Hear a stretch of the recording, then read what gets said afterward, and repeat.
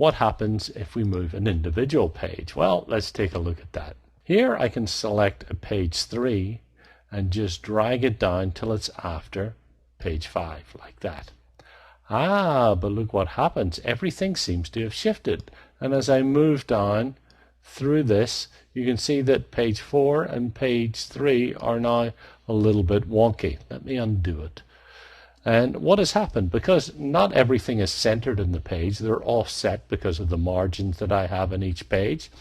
If a right-hand page becomes a left-hand page, or vice versa, then I'm going to have to reposition everything accordingly as I go through it.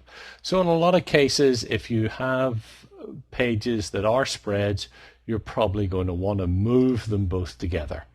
Sometimes what I would do if I need to shuffle things is create a couple of blank pages in the middle, add certain items to it. Let's go through and do it. Let's insert a couple of pages after page 3. So we got 2 blank pages there. That way I can maybe take an item from page 3 like this and copy it, or I'll cut it.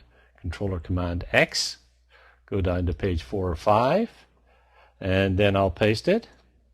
And then I can just move it over to this page like this, assuming I have guides there.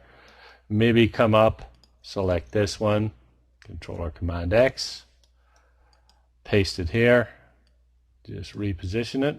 Oh, still not used to that new feature that lets you move things in there. And that way I can now select this page here and move it down in between 6 and 7 like that.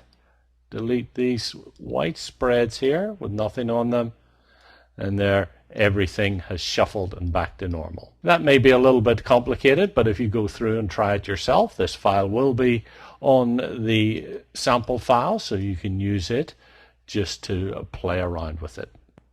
Now let's take a look at one more option we've got when we're shuffling pages here. If I pull down this menu here, we've got these 2 items checked: allow selected spread to shuffle and allow document pages to shuffle.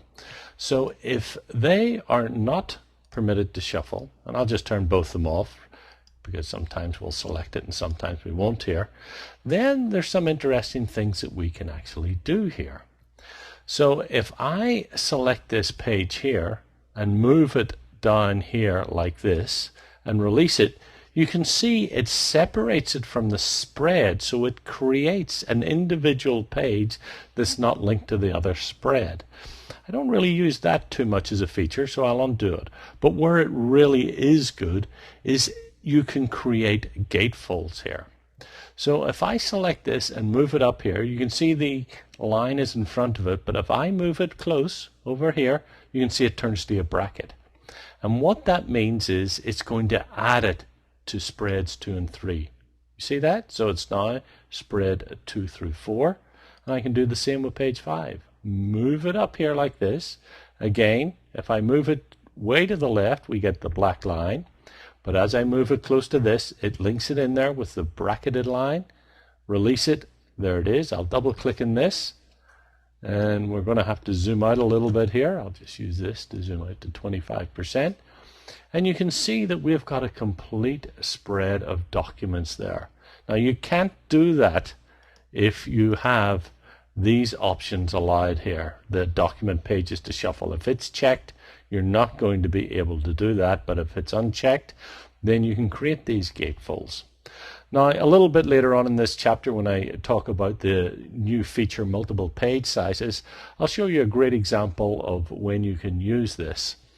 So keep that in mind. It's a good way to do a big spread if you're creating a very wide document.